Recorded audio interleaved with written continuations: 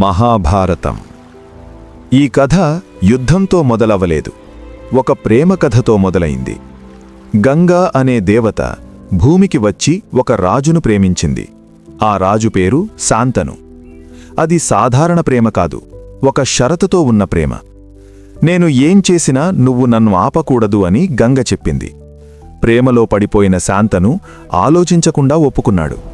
కాని ఆ ఒప్పందం అతని జీవితాన్ని నాశనం చేస్తుందని అతనికి తెలియదు. పిల్లలు పుట్టడం మొదలయింది, కాని ఒక్కొక్కరినీ గంగ నదిలో ముంచేస్తోంది. ఒక తండ్రి తన పిల్లలను కాపాడలేక చూస్తూ ఉండిపోయాడు. ఇది ప్రేమనా లేదా శాపమా? చివరికి శాంతను ఆగలేక అడిగిన ఆ ఒక్క ప్రశ్న మహాభారతాన్ని ప్రారంభించింది.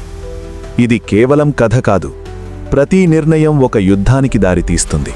మరి గంగ ఎందుకు తన పిల్లలను చంపింది? అది తెలుసుకోవాలంటే నెక్స్ట్ రీల్ తప్పక చూడండి.